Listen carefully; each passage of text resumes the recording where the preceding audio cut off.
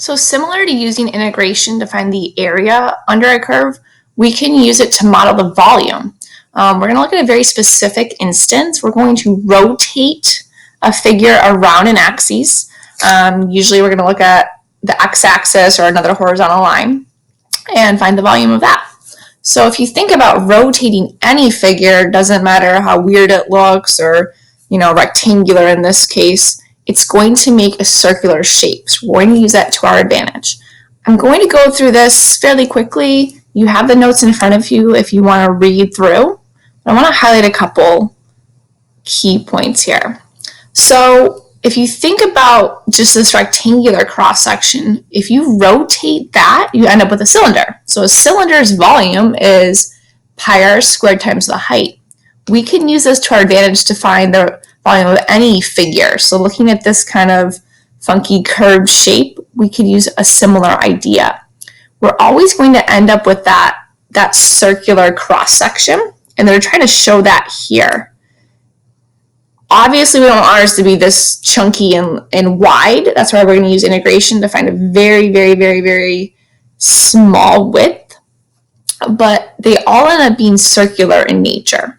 So if I can make a representative slice of the radius and then use integration to add those circle areas, I'll end up with volume.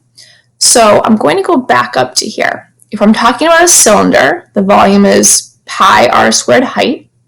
But as long as I know the radius of any shape, even if that radius changes and varies, which is really helpful when we talk about integration, we can use the same formula. We can say pi radius squared, and then the width of the shape, or the height of that cylinder, is just that change in x. And again, we're making that super small, like we always do with integration. So we call that our change in x, or our dx. So I wrote this on the bottom here in my own language, but also you can see it here. If you're talking about integration, it's just adding things up. So when I add lengths, that's what gets me area. If I add areas, in this case, we're going to add the area of each circle that's created. We're going to get something three-dimensional and get volume. So this formula makes sense of that. It says pi r squared, so that's the area of your circle, times that change in x. So once you add all these slices together, you end up with volume. Because we're only focused on the CCC exam, we're not going to talk as much about the vertical axis of rotation. It will be enough for us to focus on a horizontal axis. So this is relatable to what we always do with integration. We're always going to be looking at x as our input. So we're going to be rotating things around a horizontal axis. When we talk about rotating, you always want to talk about a representative slice being perpendicular to the axis of rotation. So that's what they're trying to convey there. And this is called the disk method because there's not going to be any gaps in the figure. You could also do ones, they call it the washer method or the donut method, where there's a hole in the volume. And they're really trying to make sense of this. They're trying to little play on words here, perpendicular. So some steps to go through. I'll walk you through a few examples. Try your best to do things by hand just to kind of keep those skills alive and well. I'm very strategic here in talking about what pieces I need before I even start integrating. So I took this figure. They're saying they want part of this parabola in the first quadrant, and they want to rotate it on the x-axis. I tried to show you my three-dimensional shape here. I'll draw it in. So I took this area and I flipped it around the axis. So you have this bowl shape that comes about when you rotate it. And you can make it fairly straightforward and simple to look at by saying, okay, the top of this region, doesn't matter where I choose it, it's going to vary, to the axis of rotation is going to be my radius. So technically you can still use the ideas that we talked about when I find a representative slice to find area, top minus bottom. So the top function was 4 minus x squared. The bottom function was the x-axis, so that's just y equals 0. I just wrote it there. You don't have to. I just want to show you the strategy. So this is my radius. I also just try to show you that visual.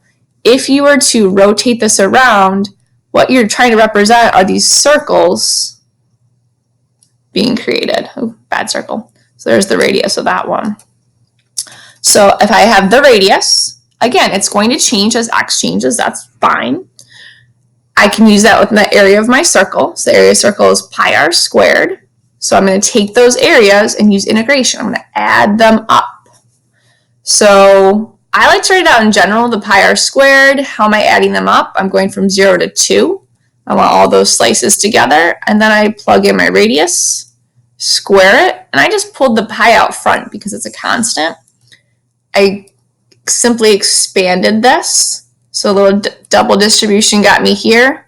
So all that radius, area of circle, general formula, just plugging it in now with my variables has led me here, and now I can finally integrate. So I just did my simple integration of, okay, if it's 16, it now becomes 16x, added 1 to the 2, so that's 3, divided by that value, added 1 to the 4, and divided by that value. And then I show, again, I keep pulling the pi down, what I'm plugging in. My upper bound, plugged in 2 fracs, minus my lower bound, everything goes to 0. And I kept it exact. So I put it in my calculator and then put the pi in front. That's the volume of that rotation. With the next example, very similar, fairly straightforward. I want this region with square root of x equals 4, and the x-axis again. Again, if you rotate that, I try to show you the visual of that with the circular piece there. As long as I have one radius, it doesn't matter as I move through the figure. There's my one representative radius. It will always make sense as x changes.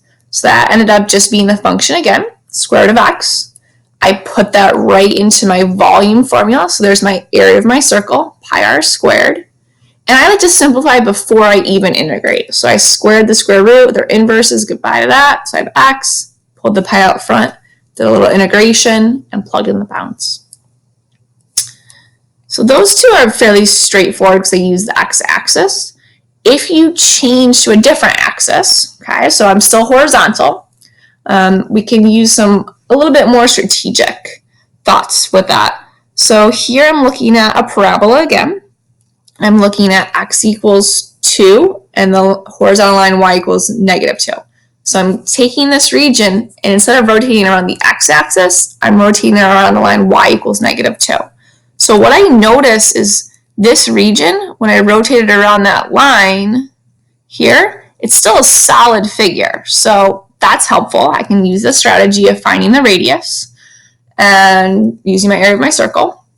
However, my radius is a little bit different. So this is where I definitely want to say, okay, the top function is always going to be x squared minus 2, but I need to subtract out the bottom function, which is y equals negative 2. So that's why I put minus negative 2. So again, that's your top minus the bottom, gets me that slice of x squared. Basically, because you're finding volume, you don't care where it's located in the coordinate grid.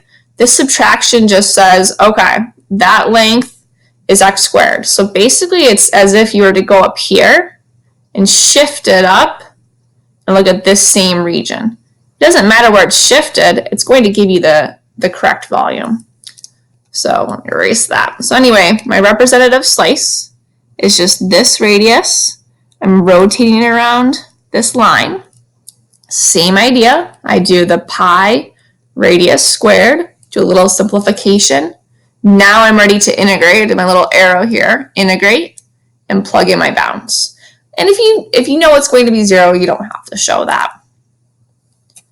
So the last one, again, deals with a different horizontal line. Sometimes this one can be a little bit more challenging for students. So first of all, they give you this relation, x times y equals 6. So I made it a function of x. I divided by x. So that's what you see here with this curved section. They're very clear. They want you to do a boundary at x equals 6. And we had to find this intersection point because there was also this boundary of y equals 4. So you can either put that in your calculator or kind of play around with the numbers and make sure they work. So that ended up being at 1.5. So before I get to the radius, I know I'm going from 1.5 to 6. I know I'm definitely using my pi because all of these rotations involve circles. I just need to carefully find my radius. So I'm going to use a couple different colors. If I were to, again, this is the top minus the bottom. If I were to say, okay, y equals 4, I want that function. So I would go all the way down to hits the x-axis. Plug in whatever, 2.8. What's the height? 4. Whatever I plug in, the height's always 4. I don't want that entire region. That would give me a cylinder. I want this like curved bowl thing going on. If I were to just look at this y equals 6 divided by x, so I was to look at that, if I plugged in an x, where does that hit? It hits here, hits that curved region there, and that would vary. So if I plug in 2, it hits the curved region here. I plug in 4, it hits the curved region there. I'll draw that in. So all those purple pieces are also not what I want, because if I rotated those, that would give me a different figure. But if I put those two pieces together, I take the green, okay, so that's the top, and I subtract out the purple, that's going to give me the perfect radius every single time. So in this case, I'd say, okay, I take my 4, which would go all the way down to here, and I take out the 6 minus x. So just really trying to make sense of why this top minus bottom idea always gives you the perfect slice. It's okay that now your radius is kind of floating up here. I just want to always have the correct length. I don't care where it's located again on the coordinate grid. So I take this entire expression, I square that entire expression because that's my radius squared. I carefully expand, and then this integration is a little bit different. Be careful here. I could pull this one up, so 36. I didn't write that down, so sorry about that. X to the negative 2. Integrate, that's where I added 1. So now I'm x to the negative 1 and divided by negative 1, hence negative 36 over x. If I put up this x to the negative 1, if I added 1, I'd have x to the 0, which would be fine.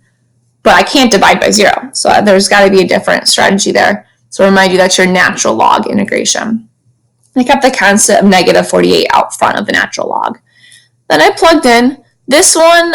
I wouldn't expect you to keep it exact. That's okay. This would definitely be a rounding kind of problem. Okay, I don't know if you can see the bottom of my screen here. So once I show my process, the rounded answer would have been 73.695. So in this case, I did multiply the pi through.